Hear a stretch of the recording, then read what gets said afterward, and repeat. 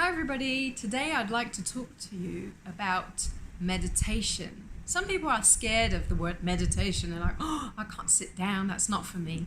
I'd just like to walk you through the different steps of meditation, and there's not only sitting are the first steps toward a meditation, a deep meditation where you actually sit down. Before that, there's maybe the options of concentration, because before meditation there's closing your senses and coming towards yourself and concentrating, having a focus on something and having a moment for yourself. You can find that moment for yourself maybe when you're painting, when you're dancing, when you're singing, when you're hiking, when you're gardening. These are moments you spend time with yourself, with nature, and you're just focusing on something and getting into it. And you're also going within yourself. These are the first steps. So we talk about mastering your senses by not completely cutting off, but being aware of what's around you, what you can hear, what you can smell, maybe see, not analyzing, not identifying each thing that's happening. Then you would, in a sitting meditation, you'd focus on something. That's where I'm saying you can use activities to kind of pre-meditate. But if you're meditating sitting in a guided meditation, then maybe you're focusing on your breath, maybe you're focusing on an object, or maybe you are focusing on a mantra, which is an intention, something you want to work on. Or even in Zen meditation, you've got your eyes open, facing a wall, and fixing the wall brings you back in. Also, you've got Vipassana. Vipassana meditation, for those who don't know about it, it's a meditation more focused on your senses, on sensations, and it's retreats that happen in total silence. So it's quite challenging.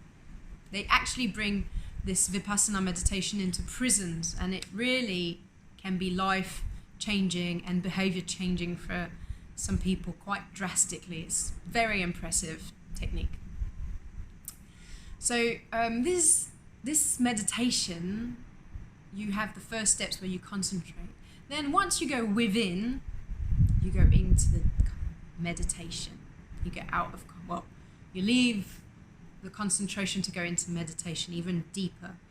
So from then, you're trying to leave the flow of your thoughts coming and going, but not blocking them. We don't want to block anything. We want to keep the flow going. So there's always going to be thoughts, always going to be movement. You just don't want to analyze them or identify yourself to them. A thought brings an emotion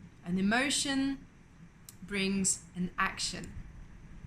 So by then, if you have kind of a habit of the same emotions, same thoughts, same emotions, same actions, you get into patterns.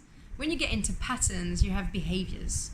And that's when sometimes it can bring to hyperactivity. If you've got too many thoughts, too many actions, if you've got negative thoughts, bring you to negative emotions, and then it brings to aggressivity or sadness, depression.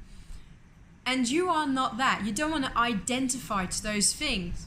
Well, it's normal. I'm just someone that likes doing 1 million things at a time. I'm someone that's like, just generally depressed. That's me. No, you're something else inside. Remember the time when you were different, when you were a kid. In Ayurveda, they kind of really analyze, they try and make you remember who you were as a child and show you it's through society, family, education that you can modifies your behavior and your character. So meditation really brings you back in, brings you within, and reconnects you with who you really are, what you really want. And it's a regular practice that will bring that, but it really can be life-changing. They're showing more and more how meditation is having an impact on children. They're bringing meditation sometimes in schools. There's this fantastic Buddhist monk, which was before that a scientific Frenchman called Mathieu Ricard, which spends hours and hours meditating in an MRI machine to prove how meditation has an impact, a real impact on parts of the brain and on your body and behaviors. Have a good meditation. Namaste.